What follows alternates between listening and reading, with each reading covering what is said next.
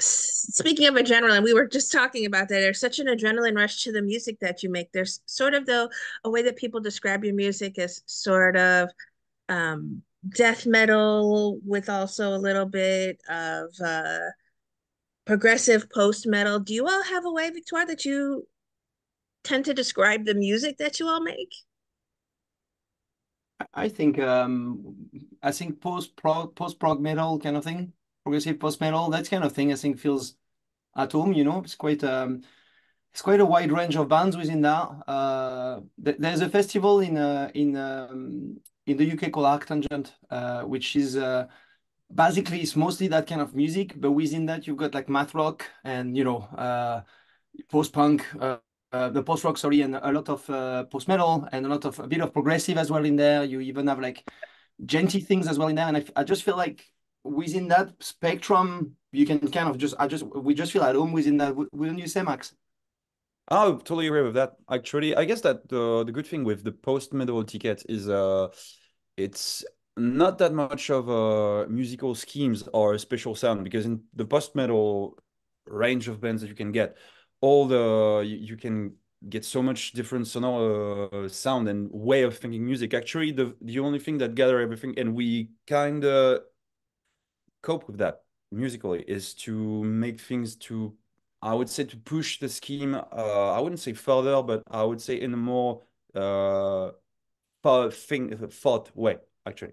I don't know if I'm clear enough Yes, yes, but it's sure. something more yeah, totally.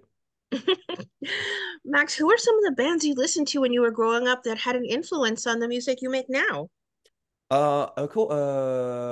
All the things that could be influenced were when I was thinking of tune synth was barely all I would say the DNA of the band, which is ISIS, the band, uh, Mastodon, a lot of Neurosis. Also, the synth work of Neurosis is actually what influenced us the most. I can speak to in also with I think that Victor would agree with me because that's one of the band we point pointed and said that's the kind of synth that we totally dig in a metal band.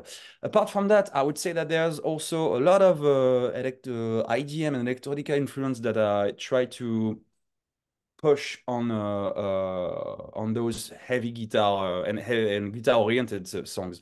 I would say the thing that was most into it during the recording session was definitely Boards of Both Canada, of Canada, which yeah. is not metal at all, but all these way of seeing lo-fi sounds, landscape stuff, and are quite what I wanted to bring. Sorry, on those songs. I would say also on a more edgy way. I would say a lot of Alessandro Cortini. I love Alessandro Cortini's work. His Nine Inch Nails work. If you don't know that guy, this is the Nine Inch Nails keyboard player, and he's also got solo stuff which are great. And this is one of the best ambient synth-oriented music that you can get these days.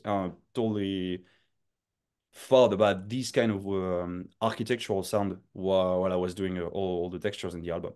But Victor might add some other stuff because he also put a lot of synth in the album. He's also a synth geek.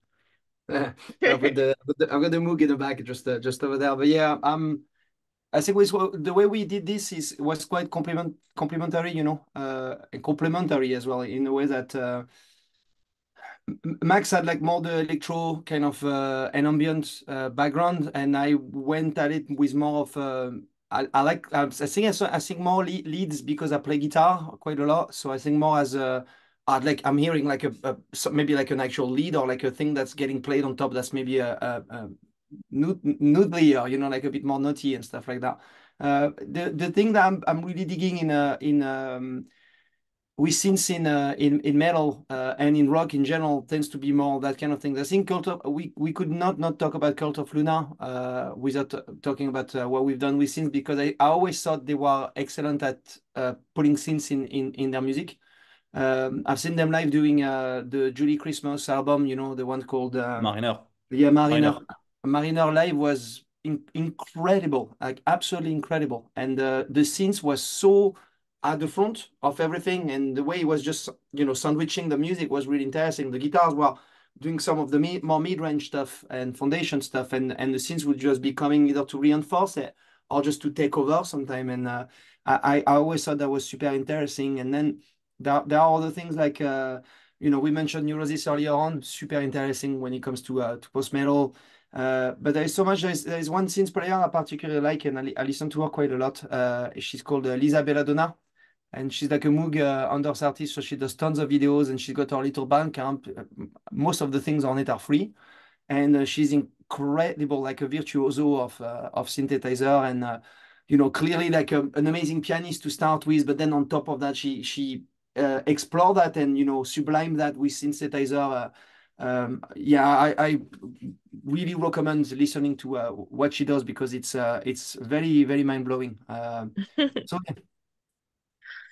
Max, what were some themes you guys explore on your new album, Voidkind? Did you all come into mind and talk about some things you wanted, some topics you wanted to maybe explore? Or did just these songs find you and each one plays just a nice little role in making Voidkind a whole?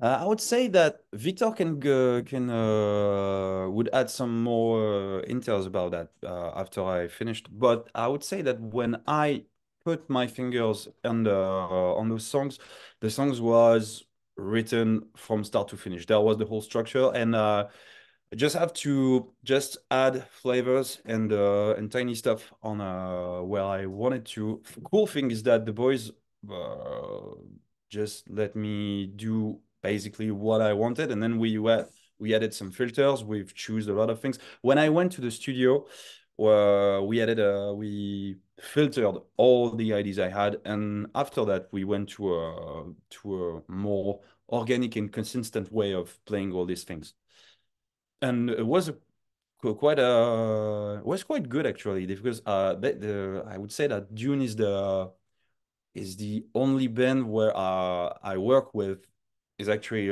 working like that. In all the other band I'm into, I'm at the beginning of the song, and this is quite refreshing way to see things. Sometimes albums have like a theme to them. You want to talk about love, hate, rebirth, things like Yes, that. Is there I get you. something particular for this Voidkind? Yes. What's the concept, I should ask, for Voidkind, Victor? Victor It's should mostly answer. about religion, this album. It's the birth of a religion. It's the spread of this religion through martyrdoms, through many things. It's about there's many elements to that. Basically, we explored many things we found really interesting in religion, and then we kind of went after a little bit away with it, and, you know, had fun with some of the with a thematic that is very serious. Because that's why you know, the band Dune is, we chose this name because we wanted to make concept music and concept album, more importantly, and we wanted to talk about a topic that would be very serious, and being able to do it while being creative, and wild escape at the same time, which is basically what most sci-fi does, isn't it? And basically what we did with this one was, we wanted, the last album was about more like a society and like a hierarchy and power within society, and its relation between different social classes. The album before that was about the environment and environmental issues. This one is about religion and fanaticism and organized religion, and you know, all these kind of elements. So within that, we, as I was mentioning, there's the inception of this religion. There's element of martyrdom. There's element of pilgrimage that's in it, and then this society that just became like this massive society, and more than that, more like an empire, you know. And then we had fun with what happened to them and what they decide to do. So there's this idea of them going into another dimension to meet their deity, this being that they don't really know much of. The only contact they had with this being is through their dreams. So they kind of got seduced into that, and they committed.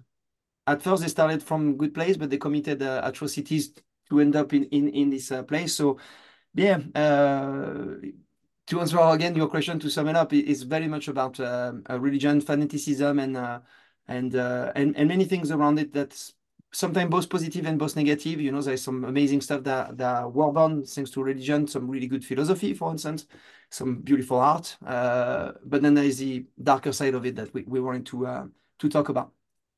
You all recorded this in a temple and in a farm in Scotland. Is that where maybe the idea of religion came from for this album, or did that just is that just a special place you all tend to go to make the music that you thought you would make for this album? No, so we recorded it's called Temple, but it's more of like an old tower near Edinburgh. The idea was more the lead drummer really wanted us to record an album in a place where we could sleep next to it, you know, so we could really live and breathe the music when we were writing it and recording it.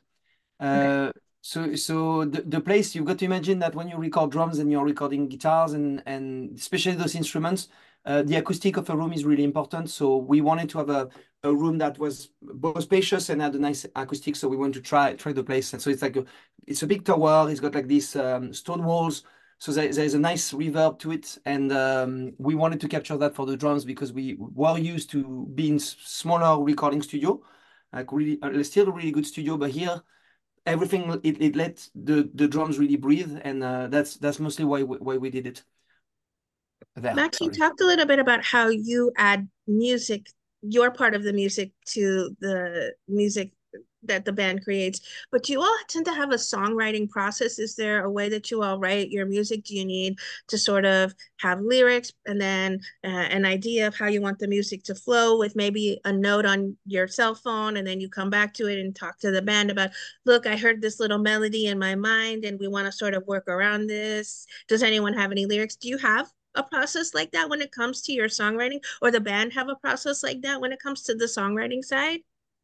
Actually, I no, I guess that Victor would complete me on that, but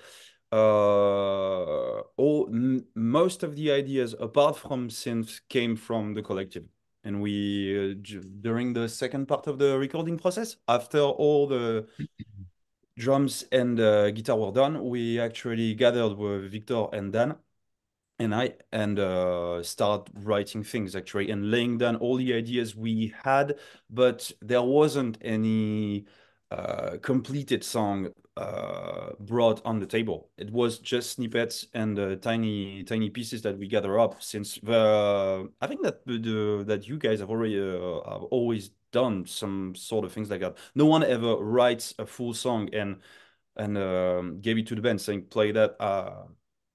I wrote that and you got to be my backing band. I guess that the most things are done collectively in this band, the better it is. Yeah, for sure. It's a collective approach, and it's there's an element. I think Max said there's two phases to this, and he's right. There's a phase of the foundation of the album, which is mostly drum, bass, and guitar focused. Here it was Alan, our bassist, who picked up the guitar as well. So he's a guitarist on the album with me, and then Dudley and the three of us really just created the foundation of the album. And then when that part was recorded, well, we did send some stuff on to the group as well, because it's not like we're doing this and this is what's happening. It's more like that's what we're thinking. Then we send demos to the guys. I think we had 14 demos sent all together around April or something like that last year. And at that point, everyone started giving their thought about it, whether, oh, I like that, I don't like this, maybe try this, try that, etc., etc. We And now refine there's things. 10. Huh? And then you come down to the 10 tracks you have Yeah. now. Yeah, and I would say this album is more of a 8-track album. There is like one interlude. I mean, I know there is 10 track on it, but there is one interlude on it, and then there is which is just one little guitar thing, and then there is a track that's really a two-part, Sarmate and Pass of Dust, but they are the same song. They're the same song. So we really kept 8 tracks. There's way more material that we just felt, it felt a bit either repetitive. It felt like we were just saying something we've already said on the other song, and probably in a more in a better way. So we just wanted to approach an album with like just only the best song. And to be honest, the album is already an hour long. So imagine another 4 songs. Four more tracks. Yeah, it's too much. It's too much. Well, my personal favorite song on it is Eleanor. Max, do you have a particular song that holds a special place for you? It changes every week. I couldn't. I would say that I would say that my favorite song, topic wise, would be Cobalt Sun Necropolis. It's also Best song of the album, man. yeah, I I've been would thinking say that since forever. yes, and I also like the idea of actually we tried a lot of different things on this last track, and the good thing about this last track is that it as in the same time the album closes out, and we are saying the last thing we have to say with this album. We are in the same time opening doors to other ideas, and I like the idea of that song being the bridge from what comes after that. I Well, agree. Max and I were talking earlier about a tour coming up for this album, and right now you guys are settled possibly doing something in Europe, not in the States just yet. Are there some songs, Victor, that you're looking forward to performing live off Voidkind? But yeah, I'm gonna say all of them. Sure. I'm buzzing. Huh? I think you might have got that from us. You know, it's super great to this album. Something maybe we didn't say is when you write the way we write music, and you end up creating an album the way we end up creating an album, is it doesn't come easy. It's a lot of work, and on top of that, it's a lot of highs and lows, you know. You go through moments where you're like, oh, this song's amazing, and then you're just super disappointed about it, and you feel a bit bad, like, you know, a bit shit about it for a couple of days, and then you come back to it, and then you try it, and then and Max has been there, I think, Max, you've done many albums with other bands as well, so it's something that happens in music. But I have a feeling that with our music, sometimes it's a bit like you got to go through the all of this stuff. There's so many elements that are put on the table, and it's a little difficult sometimes to say this is over and the songs are finished. So when we finished the album, personally, I was like, I don't want to listen to it for a bit, and I wasn't quite sure about if what we did was good. And then maybe like a month and a half after that, I fell in love with the album again, and it was like a really really good experience, personally. And now that we are working on them live, you know, and like it's like a slightly different approach, and we start singing about the energy and what really people are listening, because we can do 95% of what's on the album, but there is always things that you cannot really do. So there is a bit of element of choosing what Max, for instance, Max and I will be like looking at the synths and be like, what do you think? He'll be saying, I think I'm going to play this. And but there's this part I'm hearing there, and you know, this kind of thing. So there is all this reworking of those songs as well. And we are, I think, as a group, I think I can talk collectively here, extremely proud of this album. I think it's our best one, Max, so far, I would say. And Definitely. so yeah, just going on tour with all of these songs, it's really difficult for us to say which songs are going to be played. And Okay, too but soon. yeah, we're very enthusiastic about it. Let's put it this way. Max, what do you hope lingers with people that listen to this album? Is there a message that you hope maybe open your mind, maybe don't let religion cloud your heart too much? Or maybe is there just an open ending that you want anyone to take whatever they feel from listening to Voidkind? I would actually say that I think that in most cultural objects, when it comes about entertainment, music, cinemas, and stuff, I'm not that kind of. I do not enjoy when something is on when people have put tracks on what you have to think about a cultural element, and I would say that there's always something different that people might take or not, or took from those things. I wouldn't say we had